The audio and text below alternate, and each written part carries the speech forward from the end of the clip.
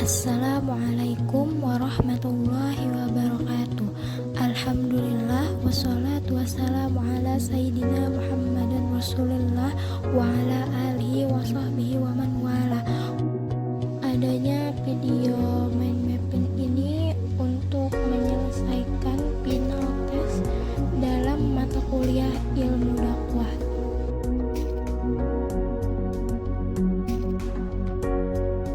Sebelumnya, perkenalkan, nama saya Ripa Natasha Rahmi dari lokal 22C Prodi Manajemen Dakwah dengan NIM 22014040300017 dan dosen pengampu saya Ibu Rizkiatul Hasanah MSos. Di video ini akan ada 7 pembahasan materi. Yang pertama ada landasan ontologis, epistemologis, dan aksiologis dakwah. Yang kedua ada relasi ilmu dakwah dengan ilmu lain. Yang ketiga ada paradigma ilmu dakwah. Yang keempat ada macam, model, pendekatan, media, dan metode dakwah. Yang kelima, problematika dakwah masa kini. Yang keenam, faktor hidayah dalam dakwah. Yang ketujuh, efek dakwah dan tahap-tahap perubahan perilaku mad'u. Mari kita bahas secara satu persatu.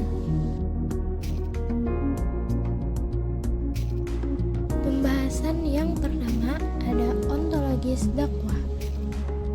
Ontologi berasal dari dua kata on dan logi, artinya ilmu tentang ada.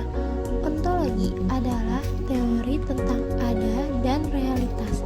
Meninjau persoalan secara ontologis adalah mengadakan penyelidikan terhadap sifat dan realitas. Jadi, ontologi adalah bagian dari metafisika yang mempelajari hakikat dan digunakan sebagai dasar untuk memperoleh pengetahuan, atau dengan kata lain menjawab dengan pertanyaan apakah hakikat ilmu itu.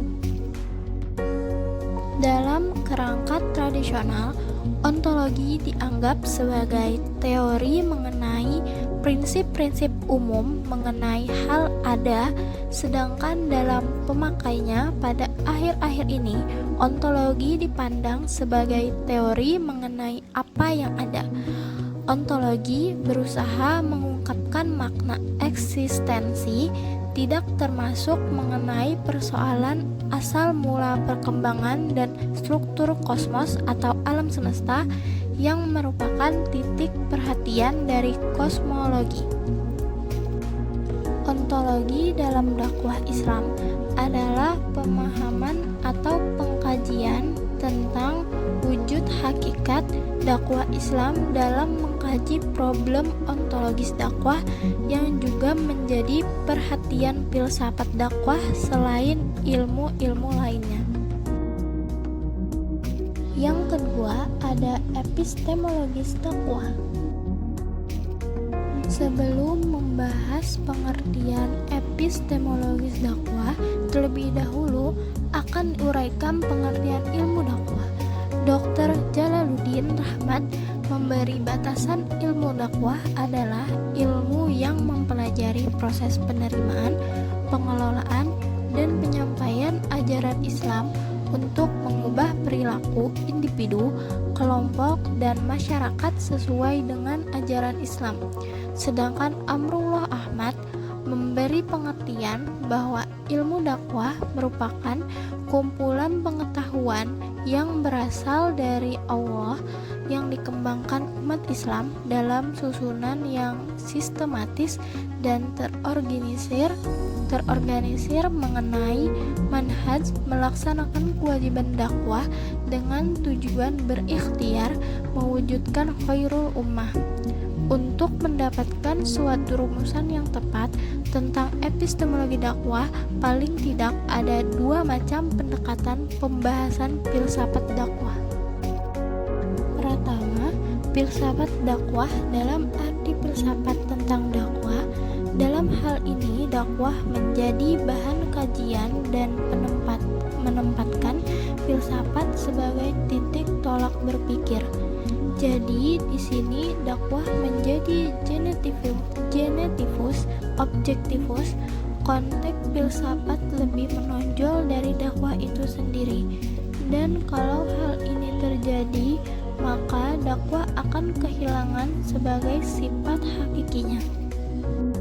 Kedua, filsafat dakwah dalam arti pressing filosofi, yaitu dakwah dikaji secara substansial di mana dakwah menjadi titik pusat dan kajian epistemologi secara mendalam dengan menggunakan dakwah sebagai subjek bahasan atau titik tolak. Dengan demikian, epistemologi dakwah adalah sebagai usaha manusia untuk menelaah masalah-masalah objektivitas, metodologi, sumber, serta validitas pengetahuan berpikir. Sumber pengetahuan dakwah. Pengetahuan berasal dari kata tahu. Artinya, pengetahuan adalah merupakan hasil dari pengalaman atau experience seseorang terhadap sesuatu, dan jika sesuatu itu dakwah, maka menjadi pengetahuan dakwah. Yang ketiga ada aksiologis dakwah. Aksiologis berarti teori tentang nilai dalam kaitannya dengan ilmu dakwah yang secara etimologis berarti panggilan atau ajakan untuk memahami kebenaran atau teologis Islam. Maka nilai kebenaran mendasar merupakan landasan aksiologis bagi pengembangan dakwah. Kedudukan dakwah sebagai ilmu dapat ditemukan pada argumen yang dapat menjawab sejauh mana dakwah memiliki kriteria sebagai ilmu. Kriteria tersebut mencakup: pertama, sejauh mana dakwah memiliki argumen atas struktur yang jelas dari ilmu yang menyampaikan dan mengajak orang untuk mengakui kebenaran teologis tertentu. Kejelasan struktur menjadi sangat penting karena kebenaran yang hendak disampaikan oleh ilmu dakwah pada dasarnya merupakan kebenaran transendental yang sering tidak terjangkau oleh sudut pandang ilmiah yang secara mayoritas dianut oleh ilmuwan itu sendiri. Kedua, menyangkut kejelasan ilmu dakwah yang dapat dipertanggungjawabkan secara sistematik. Ketiga, menyangkut pertanggungjawaban metodologis dakwah sebagai ilmu. Setiap ilmu pengetahuan di samping harus dapat menjelaskan apa yang menjadi objek kajiannya atau objek materialnya, juga harus dapat mempertanggungjawabkan sudut pandang atau objek formal yang dipakai memahami objek kajiannya. Keempat, sejauh mana dakwah sebagai ilmu dapat mempertanggungjawabkan produk-produknya berangkat dari proses logika yang jelas, keterkaitan antara premis dan kesimpulannya.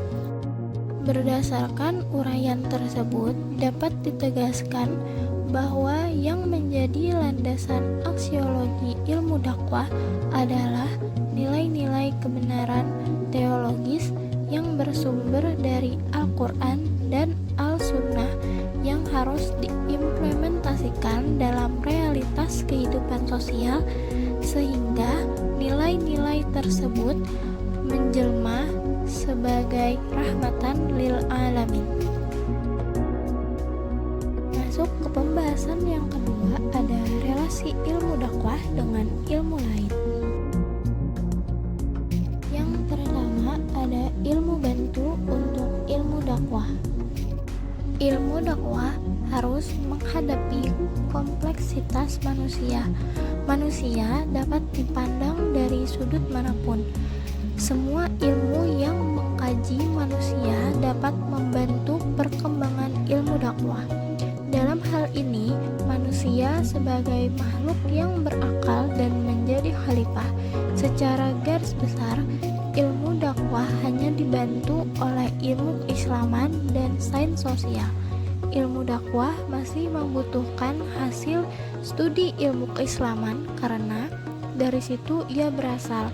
Begitu pula, sains sosial sangat diperlukan oleh ilmu dakwah sebagai ilmu yang serumpun.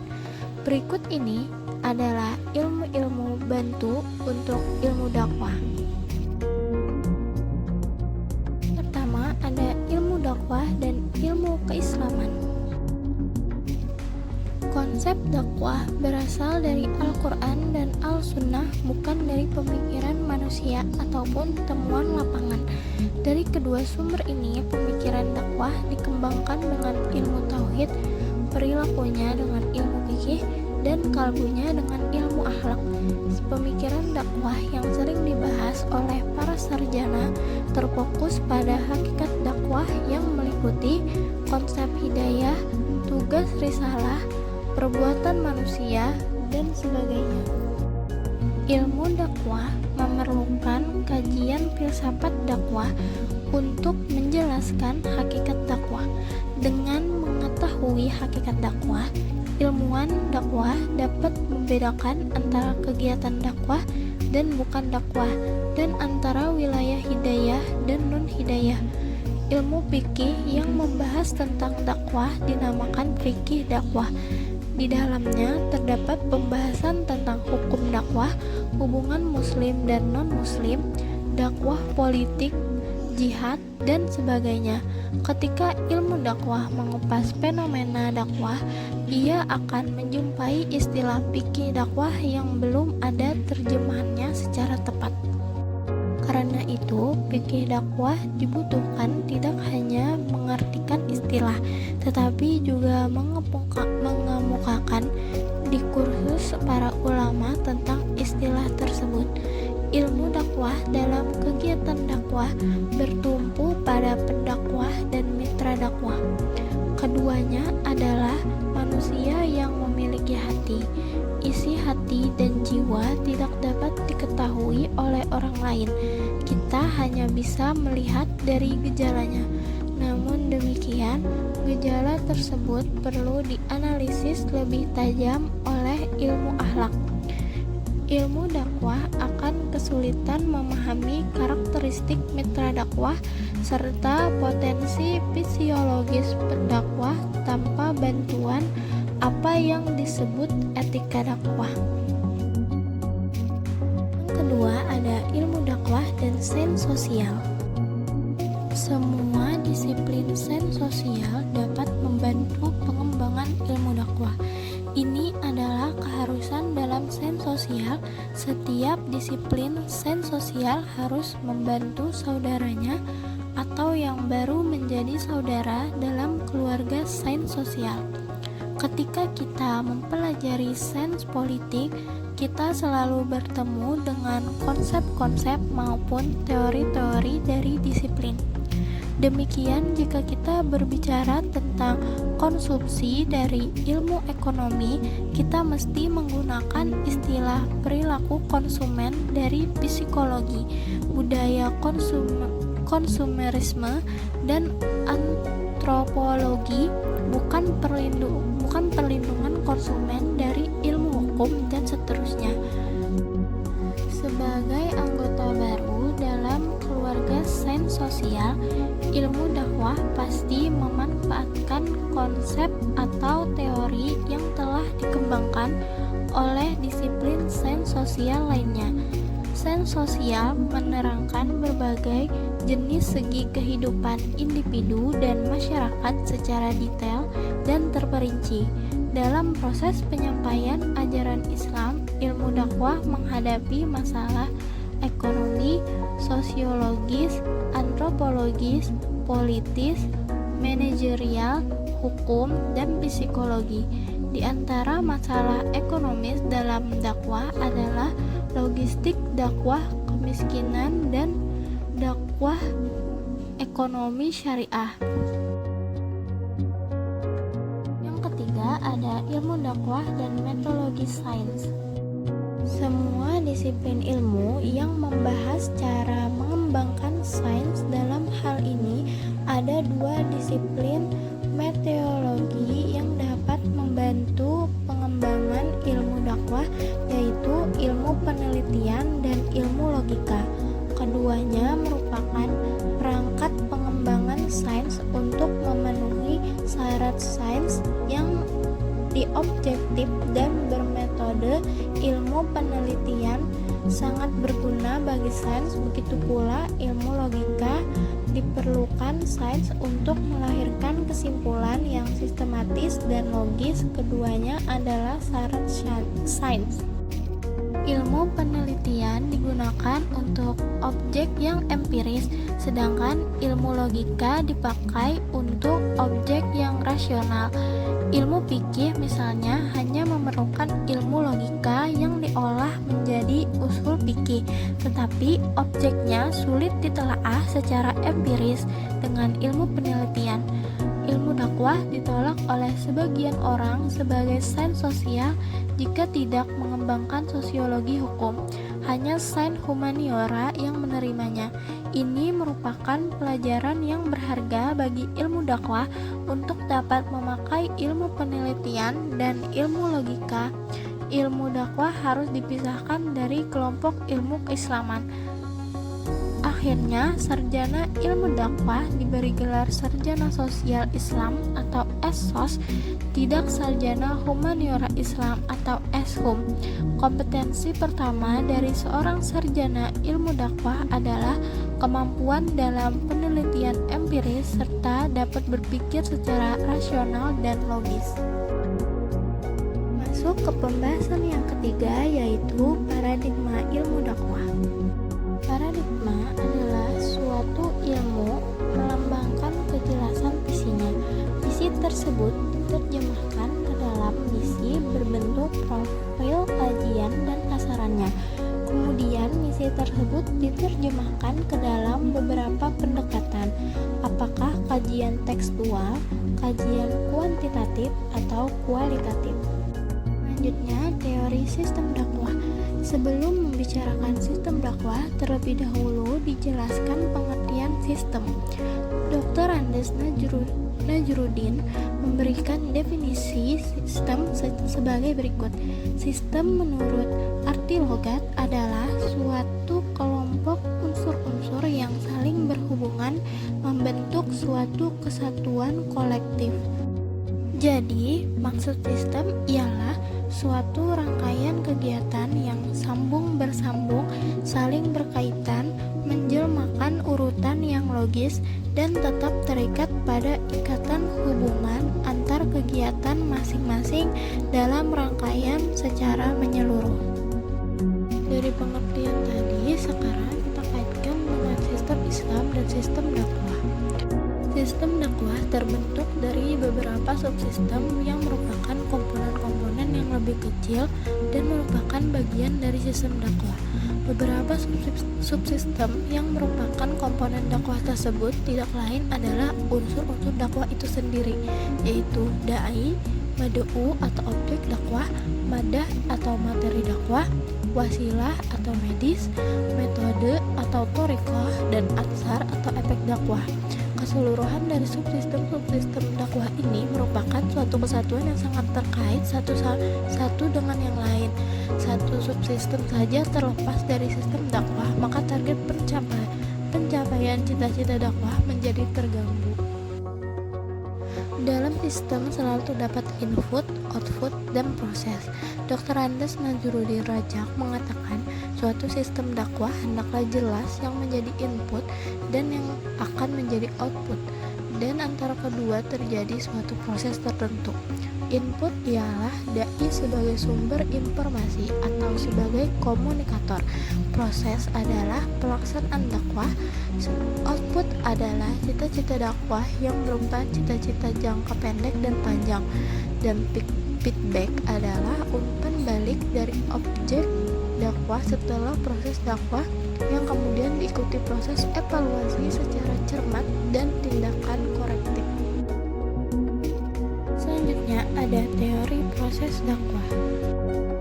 Secara umum, proses dakwah merupakan perjalanan yang dilakukan dai sebagai subjek dakwah. Membahas masalah proses dalam kajian ini lebih diarahkan pada masalah dakwah, yang mana dakwah itu sendiri sering dimaknai sebagai suatu kerja di jalan Allah yang implikasinya adalah adanya perubahan dari buruk menjadi baik, baik menjadi lebih baik, yang tujuan akhirnya adalah keridhaan Allah SWT dan kebahagiaan dua alam, dunia dan akhirat. Ada 3 faktor penting yang sangat menentukan keberhasilan dakwah, yaitu yang pertama, menyampaikan dakwah atau komunikator. Kedua, teknik penyampaian dakwah atau communication. Dan ketiga, siapa penerima pesan dakwah atau audience. Proses penerimaan dakwah. Proses bagaimana mad'u menerima informasi, mengolahnya, menyimpan, dan menghasilkan informasi. Proses ini meliputi sensasi, persepsi, memori, dan berpikir. Sesungguhnya suatu proses tidak berhenti di satu titik, tetapi terus melaju tanpa batas. Akan tetapi keterbatasan kemampuan manusia untuk mengikuti proses menuntut batas ketentuan hasil suatu proses. Masuk ke pembahasan yang keempat, yaitu ada macam dakwah, metode dakwah, model dakwah, pendekatan dakwah, dan media dakwah. Macam-macam dakwah. Dakwah terbagi menjadi 6, yaitu ada dakwah fardiyah, dakwah ammah, dakwah bil lisan, dakwah bil hal, dakwah bit tadwin, dan dakwah bil hikmah. Yang pertama ada dakwah fardiyah. Dakwah fardiyah merupakan dakwah yang dilakukan seseorang kepada individu lain atau kepada banyak orang dalam jumlah yang kecil dan terbatas. Biasanya dakwah fardiyah berlangsung tanpa adanya kesiapan dan tersusun secara tertib. Yang kedua ada dakwah ammah. Dakwah ammah adalah jenis dakwah yang dilaksanakan seseorang dengan media lisan yang diarahkan kepada orang banyak dengan tujuan memberi pengaruh kepada orang lain. Yang ketiga ada dakwah bil lisan. Dakwah bil lisan adalah dakwah yang secara langsung disampaikan dalam wujud lisan sehingga ada interaksi yang terjalin antara pemberi dakwah dengan orang yang mendengarkan dakwah tersebut, bisa langsung mendengarkan dan memahami apa yang telah disampaikan oleh pemberi dakwah. Jika ada hal-hal yang belum dipahami, maka orang tersebut bisa langsung menanyakan hal tersebut agar lebih jelas dan mampu dipahami. Yang keempat ada dakwah bilhal. Dakwah bilhal merupakan dakwah yang mengutamakan perbuatan nyata, dilaksanakan dengan maksud tidak cuma membuat pendengar memahami arti yang disampaikan dari dakwah tersebut, tapi juga mengaplikasikan berbagai perbuatan yang dicontohkan tersebut dalam kehidupan sehari-hari. Dengan demikian, orang yang mendengarkan dakwah tidak cuma memaknai sebuah kebaikan dan keburukan, tapi juga mampu melaksanakan nilai-nilai kebaikan tersebut dan menjauhkan nilai-nilai keburukan dalam kehidupan sehari-harinya. Yang kelima ada dakwah bit tadwin. Dakwah bit tadwin adalah dakwah melalui lisan, baik dengan menerbitkan kitab-kitab, buku, majalah, internet, koran, dan tulisan-tulisan yang mengandung pesan dakwah sangat penting dan efektif. Dengan memasuki zaman global seperti saat ini, dakwah model ini tidak menjadi musnah meskipun sang dai atau penulisnya sudah wafat. Menyangkut dakwah bit tadwin ini, Rasulullah SAW bersabda, sesungguhnya tinta para ulama adalah lebih baik dari darahnya para syuhada. Dan yang terakhir ada dakwah bil hikmah. Dakwah bil hikmah yaitu menyampaikan dakwah dengan cara yang arif bijaksana, yakni melakukan pendekatan sedemikian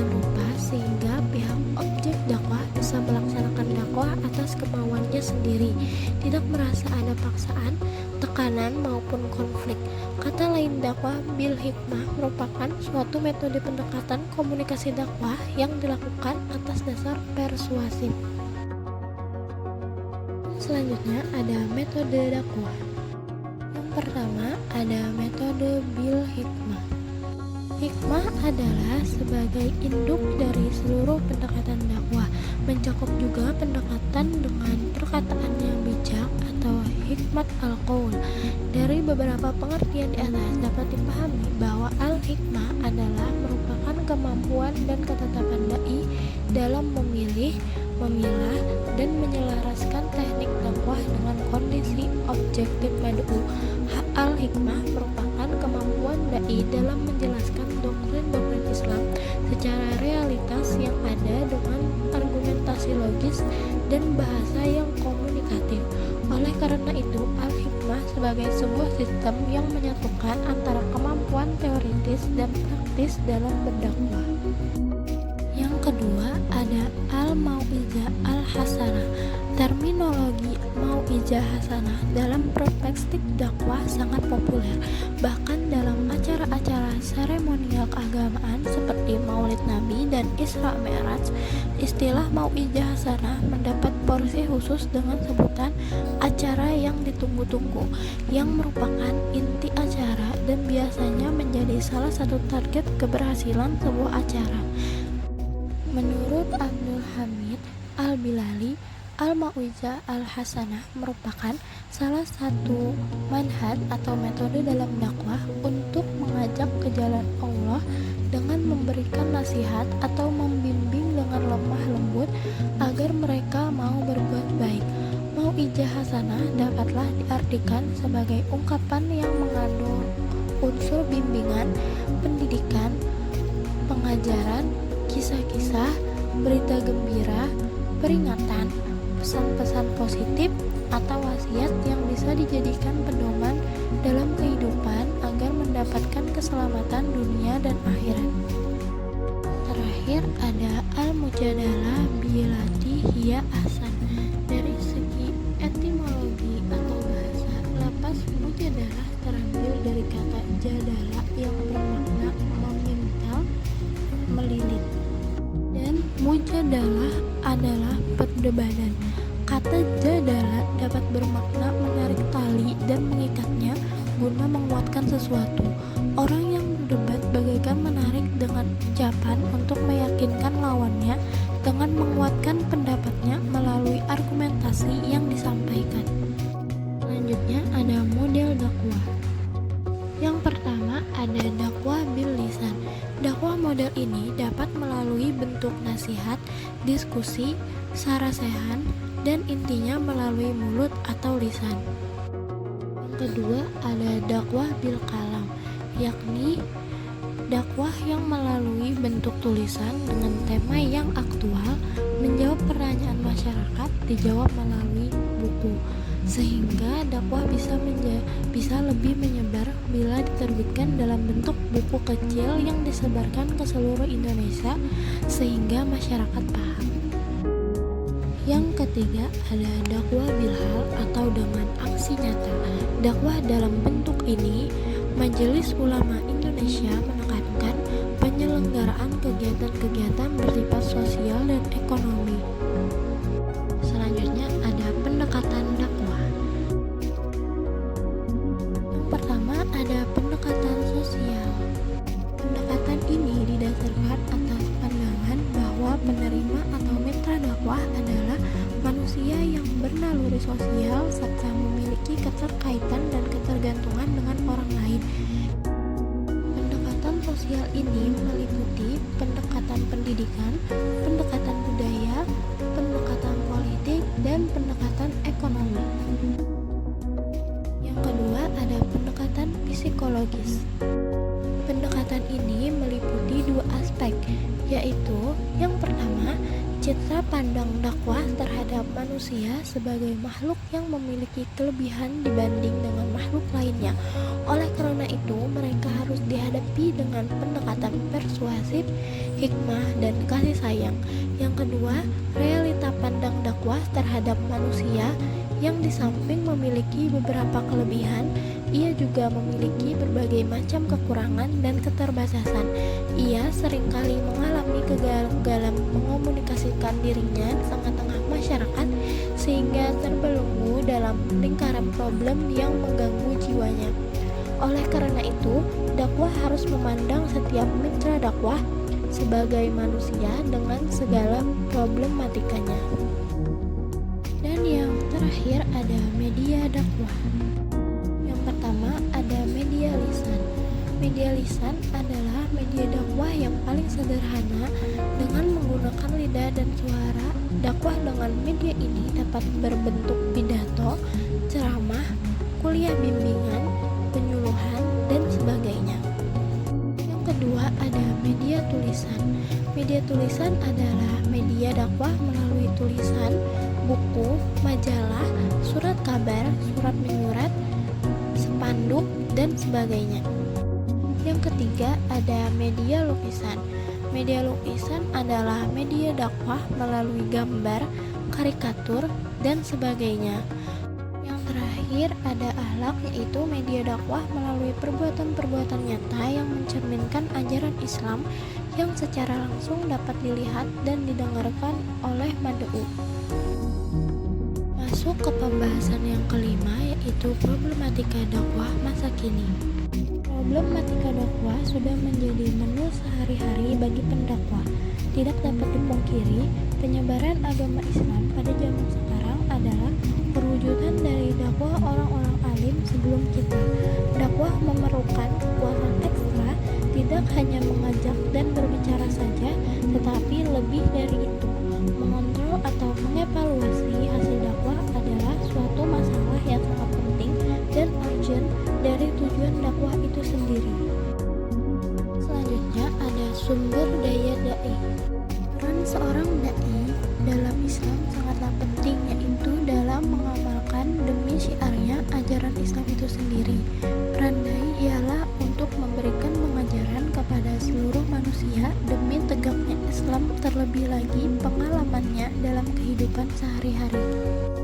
Integritas dan kualitas dai setidaknya meliputi hal-hal sebagai berikut. Yang pertama, kualitas kalbu, kematangan psikologis dan spiritual. Yang kedua, kualitas lisan, kompetensi dalam penggunaan lidah dan pengendaliannya dalam berutur kata yang baik, benar, halus, lembut, tepat, efektif, dan efisien. Yang ketiga, kualitas keilmuan. Khusus dai mubalik harus memiliki kompetensi dai dari aspek keilmuan normatif dan praktis aplikatif, seperti penguasaan dalil dari Al-Quran dan hadis, serta bacaan tilawatan, pemahaman, praktek keseharian. Yang keempat ada kualitas jasmani, kondisi jasmani yang sehat, prima, energik, dan penuh vitalitas. Yang kelima ada kualitas ekonomi. Kualitas ekonomi yang mumpuni dan berdikari, karena kelemahan aspek ekonomi akan menjadi kendala di bawah. Yang keenam, kualitas sosial. Kompetensi komunikasi yang baik secara vertikal, horizontal, dan diagonal sesama manusia. Selanjutnya ada mitra dakwah atau mad'u. Ragam dari mad'u tentunya akan berdampak pada materi dakwah, metode dakwah, serta media dakwah yang akan digunakan oleh dai sehingga dakwah yang dibawanya tepat sasaran. Ragam mad'u dari segi usia dapat dibedakan menjadi 4 golongan, yakni anak-anak, remaja, dewasa, dan orang tua. Yang kedua, ragam mitra dakwah dari segi pendidikan. Yang ketiga ada ragam mitra dakwah segi ekonomi. Yang keempat ada ragam mad'u dari segi psikologi. Dan yang terakhir ada ragam dakwah dari segi demografis. Selanjutnya ada materi dakwah atau madah. Materi dakwah yang baik adalah yang direncanakan semaksimal mungkin menurut wahyu ilahi. Paling tidak ada 4 hal yang harus diperhatikan. Yang pertama harus dirancang dan disampaikan sedemikian rupa sehingga dapat menarik perhatian sasaran yang dimaksud. Yang kedua, pesan harus menggunakan tanda-tanda yang tertuju pada pengalaman yang sama antara komunikator dan komunikan sehingga sama-sama dapat mengerti. Yang ketiga, pesan harus membangkitkan kebutuhan pribadi pihak komunikan dan menyarankan beberapa cara untuk memperoleh kebutuhan itu. Yang keempat, pesan harus menyarankan suatu cara untuk memperoleh kebutuhan tersebut yang layak bagi situasi kelompok tempat komunikan berada pada saat ia digerakkan untuk memberikan tanggapan yang dihendaki. Masuk ke pembahasan keenam, yaitu faktor hidayah dalam dakwah. Hidayah menurut etimologi berarti petunjuk. Lawan katanya adalah dalalah, berarti kesesatan. Secara terminologi, hidayah adalah penjelasan dan petunjuk jalan yang akan menyampaikan kepada tujuan sehingga meraih kemenangan di sisi Allah. Firman Allah dalam surah Al-Baqarah ayat 5. Pertama, ada pembagian hidayah dalam Islam. Ada 5 pembagian hidayah dalam Islam. Yang pertama ada hidayah al-ilhami, yang kedua ada hidayah al-hawasi, yang ketiga ada hidayah al-aqli, yang keempat ada hidayah al-adiyani, dan yang kelima ada hidayah al-taufiqi. Hidayah dalam berbagai kasus konversi agama. Pengertian konversi agama menurut etimologi, konversi berasal dari kata Latin conversio yang berarti tobat, pindah, berubah atau agama. Selanjutnya, kata tersebut dipakai dalam kata Inggris conversion yang mengandung pengertian berubah dari suatu keadaan atau dari suatu agama ke agama lain. Change from one state or from one religion to another. Berdasarkan arti kata-kata tersebut, dapat diketahui bahwa konversi agama mengandung pengertian bertobat, berubah agama, berbalik pendirian atau berlawan arah terhadap ajaran agama atau masuk ke dalam agama lain. Ikhtiar dalam hidayah dakwah. Langkah-langkah ikhtiar untuk meraih hidayah dari Allah Subhanahu wa Ta'ala, maka kita dianjurkan bersikap baik tutur kata maupun perbuatannya, antara lain yang pertama, tidak boleh sombong atau takabur. Biasakan melakukan ucapan insya Allah jika ada maksud atau menjawab. Yang kedua, selalu menggunakan akal dan berpikir yang ma'ruf atau adil dan benar. Yang ketiga, banyak berzikir. Misalnya, la ilaha illallah Muhammadar Rasulullah setiap pagi dan petang. Yang keempat, selalu menghatamkan Al-Quran minimal setiap harinya 1 ain. Yang kelima, selalu silaturahmi dengan para ulama atau orang-orang soleh. Masuk ke pembahasan yang terakhir, yaitu efek dakwah dan tahap-tahap perubahan perilaku mad'u. Yang pertama ada persuasi dakwah. Dakwah bersifat persuasi, artinya berusaha mempengaruhi manusia untuk menjalankan agama sesuai dengan kesadaran dan kemampuannya sendiri, bukannya dengan jalan koerasif atau paksaan, sebab pemaksaan adalah perampasan hak asasi manusia dalam beragama. Ada 3 teknik yang harus diperhatikan para pendakwah sebagai komunikator. Yang pertama ada pesan satu sisi dan 2 sisi. Suatu proses pesan komunikasi harus disertai argumen yang menguatkannya. Pesan satu sisi efektif untuk orang-orang yang berpendidikan lebih rendah, dan pesan 2 sisi efektif untuk mereka yang berpendidikan tinggi. Kedua, ada kredibilitas sumber. Perubahan sikap seseorang dipengaruhi juga oleh sejauh kredibilitas komunikator. Dan yang ketiga ketiga ada seruan rasa takut. Memengaruhi sikap juga bisa dilakukan dengan membangkitkan rasa takut. Pembahasan kedua yaitu tahap-tahap perubahan perilaku. Bagaimana proses perubahan perilaku manusia setelah menerima pesan-pesan dakwah?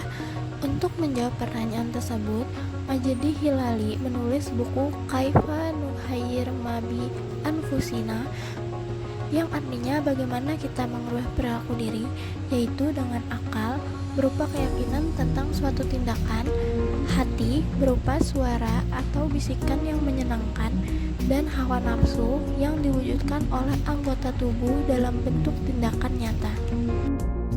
Bahasan ketiga yaitu evaluasi efek dakwah. Evaluasi terhadap efek atau feedback dari proses dakwah ini seringkali diabaikan oleh kebanyakan pendakwah, baik secara perorangan maupun lembaga. Kebanyakan mereka menganggap bahwa setelah dakwah disampaikan, maka selesailah dakwah. Padahal evaluasi ini sangat besar, artinya dalam penentuan langkah-langkah dakwah berikutnya. Tanpa menganalisis efek dakwah, maka kemungkinan kesalahan strategi yang sangat merugikan pencapaian tujuan dakwah akan terulang kembali. Sebaliknya, dengan menganalisis asar dakwah secara cermat dan tepat, maka kesalahan strategi dakwah akan segera diketahui untuk diadakan penyempurnaan pada langkah-langkah berikutnya. Oleh sebab itu, setiap perencanaan dakwah harus berdasar pada hasil evaluasi dakwah sebelumnya. Suatu komunikasi dakwah selalu bertujuan menerangkan, meyakinkan, menimbulkan inspirasi, dan terakhir adalah menggerakkan audiensi untuk melaksanakan isi pesan keagamaan yang telah disampaikan. Oleh karena itu, setelah persuasi dakwah dilakukan, perlu dilakukan evaluasi apakah persuasi menghasilkan perubahan atau tidak. Selesai sudah 7 materi yang dibahas tadi. Mohon maaf jika banyak salah kata dan kurangnya penjelasan, dan semoga ada manfaatnya. Terima kasih bagi